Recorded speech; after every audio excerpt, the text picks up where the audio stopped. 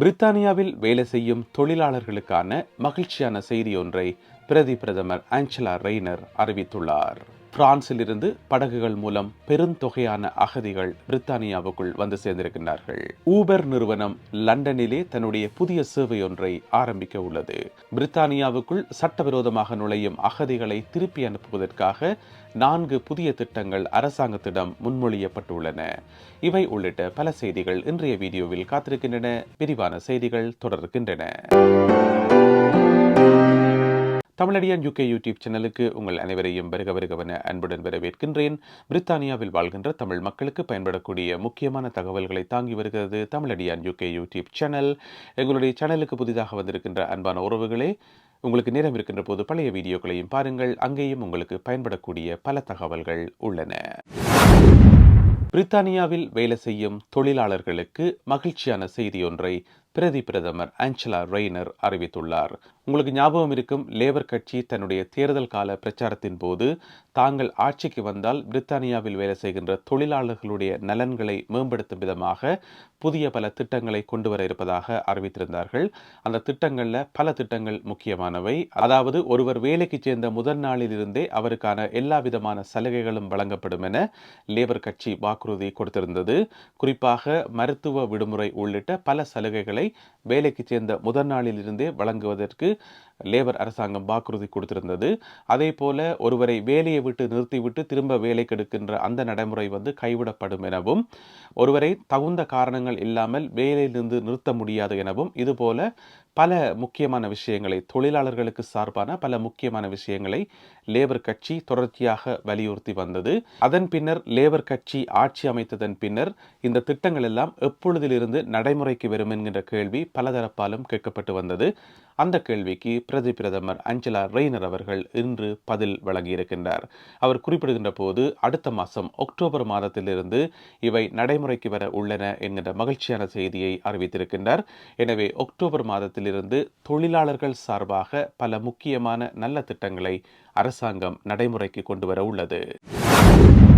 புதிய அரசாங்கத்தினுடைய வீடமைப்பு திட்டமும் உடனடியாக ஆரம்பிக்கப்பட உள்ளதாக பிரதமர் ஆஞ்சலா ரெய்னர் அவர்கள் வலியுறுத்தி கூறியிருக்கின்றார்.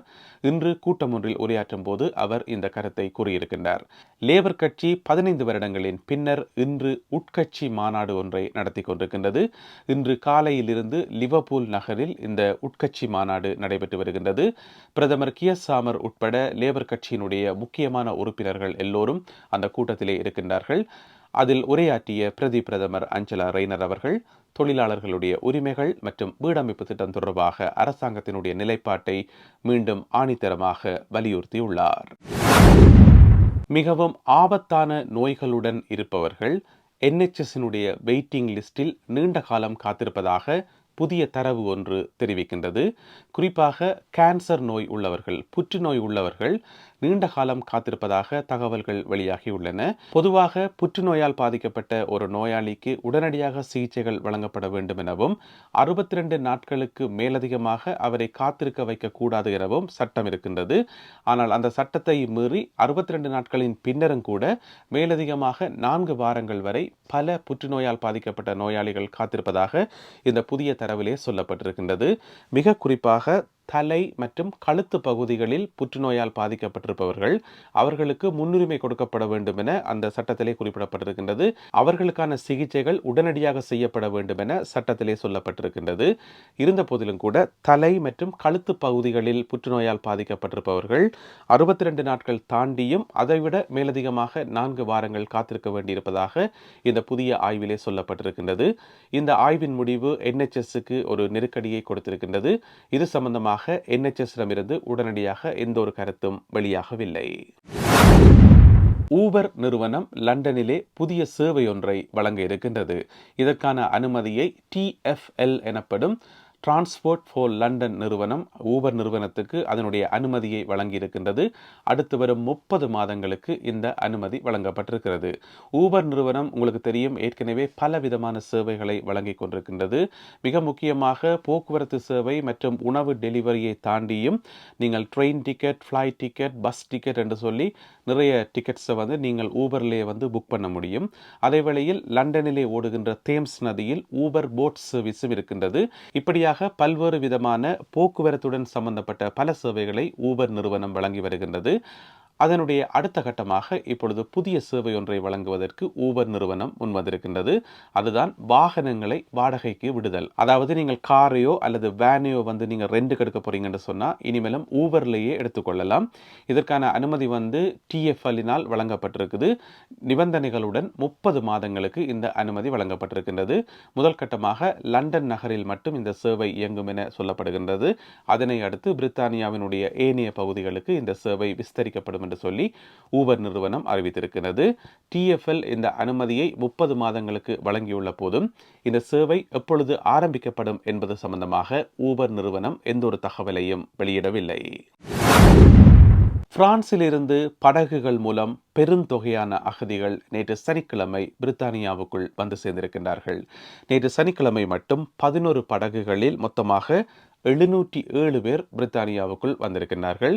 இதற்கு முன்னர் நீங்கள் கேள்விப்பட்டிருப்பீங்கள், போன சனிக்கிழமை 14 படகுகளில் 801 பேர் பிரித்தானியாவுக்குள் வந்து சேர்ந்திருக்கின்றார்கள். இப்பொழுது இந்த சனிக்கிழமை 707 பேர் 11 படகுகளில் வந்து சேர்ந்திருக்கின்றார்கள். அண்மைய நாட்களில் வந்த பெரும் எண்ணிக்கையிலான வரவு இதுவாகும். உங்களுக்கு ஞாபகம் இருக்கும், இந்த வருடம் ஜூன் மாதம் 18ஆம் தேதி மொத்தம் 15 படகுகளில் 882 பேர் பிரித்தானியாவுக்குள் வந்து சேர்ந்திருக்கின்றார்கள். அந்த எண்ணிக்கை தான் இந்த வருடத்திலேயே அதிகூடிய எண்ணிக்கை ஆகும். பிரித்தானியாவுக்குள் சட்டவிரோதமாக நுழையும் குடியேறிகளை தடுத்து நிறுத்துவதற்கு பிரித்தானிய அரசாங்கம் தொடர்ந்தும் தவறி வருகிறதென ரிஃபார்ம் UK கட்சி குற்றம் சாட்டியுள்ளது. அந்த குற்றச்சாட்டை முன்வைத்ததோடு மட்டுமல்லாது, அகதிகளை தடுத்து நிறுத்துவதற்கும் அகதிகளுடைய பிரச்சனைகளை தீர்ப்பதற்கும் ரிஃபார்ம் UK கட்சி 4 முக்கியமான யோசனைகளை அரசாங்கத்திடம் சமர்ப்பித்திருக்கின்றது. அந்த 4 திட்டங்களில் முதலாவது திட்டம் என்னென்று பார்த்தீங்கன்னு சொன்னால், ஐரோப்பிய மனித உரிமை ஆணைக்குழுவில் இருந்து பிரித்தானியா விலகணும் என்று சொல்லி கோரிக்கை வைத்திருக்கின்றார்கள்.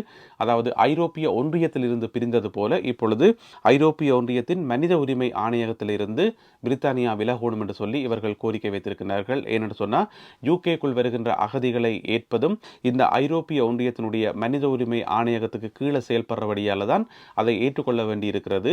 எனவே அதில் இருந்து விலகினால் நாங்கள் அகதிகளை ஏற்றுக்கொள்ள வேண்டி இருக்காது என ரிஃபார்ம் UK கட்சி தன்னுடைய முதலாவது திட்டத்தை முன்மொழிந்திருக்கின்றது. இரண்டாவது திட்டம் என்னென்று பார்த்தீங்கன்னு சொன்னால், சட்டவிரோதமாக UKக்குள் நுழைகின்ற எவருக்குமே இங்கே செட்டில்மெண்ட் கொடுக்கக்கூடாது, அவர்களுக்கு விசா கொடுக்கக்கூடாது என்று சொல்லி ஒரு இறுக்கமான நடவடிக்கையை அரசாங்கம் எடுக்கணும் என்று சொல்லி ரிஃபார்ம் UK கட்சி கோரிக்கை வைத்திருக்கின்றது. மூன்றாவது கோரிக்கை என்னென்று சொல்லி பார்த்தோம் என்று சொன்னால், இமிகிரேஷனுக்கு ஒரு புதிய டிபார்ட்மெண்ட், புதிய திணைக்களம் ஒன்றை உருவாக்கணும் என்று சொல்லி கோரிக்கை வைத்திருக்கின்றார்கள். நான்காவது முக்கியமான கோரிக்கை, பிரான்சில் இருந்து வருகின்ற அகதிகளை உடனடியாக பிரான்சுக்கே திருப்பி அனுப்ப வேண்டும் என ரிஃபார்ம் UK கட்சி யோசனை முன்மொழிந்திருக்கின்றது. அது மட்டுமில்லாமல் இவ்வாறு வருகின்ற அகதிகள் உடனடியாக பிரித்தானியாவினுடைய பிரிட்டிஷ் கடற்படையிடம் ஒப்படைக்கப்பட்டு பிரிட்டிஷ் கடற்படையினுடைய கப்பல்களில் அவர்களை ஏற்றி கொண்டு போய் பிரான்சின் கரைகளில் விட வேண்டும் எனவும், இதனை இராணுவம் முன்னெடுத்து செய்ய வேண்டும், அதாவது கடற்படையினர் இதனை முன்னின்று செய்ய வேண்டும் எனவும் ரிஃபார்ம் UK கட்சி கோரிக்கை வைத்திருக்கின்றது. இப்படியாக ரிஃபார்ம் UK கட்சி 4 முக்கியமான கோரிக்கையை அரசாங்கத்திடம் முன்வைத்தது மட்டுமல்லாமல் அந்த கோரிக்கையை அரசாங்கம் ஏற்றுக்கொள்ள வேண்டும் என இப்பொழுது தீவிரமான பிரச்சாரங்களில் இந்த கட்சி ஈடுபட்டிருக்கின்றது. உங்களுக்கு தெரியும், ரிஃபார்ம் UK கட்சி தீவிர வலதுசாரி கட்சி. அவர்கள் வெளிநாட்டவர்களுக்கும் குடியேறிகளுக்கும் எதிரான கொள்கைகளை கொண்டவர்கள். எனவே ரிஃபார்ம் UK கட்சியினுடைய இந்த 4 முக்கியமான கோரிக்கைகளையும் அரசாங்கம் பெரும்பாலும் ஏற்றுக்கொள்ளாது என்று சொல்லி நாங்கள் நம்பலாம். இருந்த போதிலும் கூட அகதிகளினுடைய வரவை கட்டுப்படுத்துவதற்கு அரசாங்கம் வேறு விதமான நடவடிக்கைகளை எடுக்கும் என அரசாங்க தரப்பிலிருந்து தகவல்கள் வெளியாகியுள்ளன. நல்லது அன்பான உறவுகளே, இன்றைக்கு அவ்வளவுதான் செய்திகள். இந்த செய்திகள் உங்களுக்கு பிரயோசனமாக இருந்திருக்கும் என நம்புகின்றேன். அப்படி பிரயோசனமாக இருந்தால் இந்த வீடியோக்கு ஒரு லைக் போடுங்க. இந்த வீடியோவை உங்களுடைய உறவினர் நண்பர்களுடன் ஷேர் பண்ணுங்க. மீண்டும் மற்றொரு வீடியோவில் உங்களை சந்திக்கின்றேன். அதுவரை நன்றி, வணக்கம்.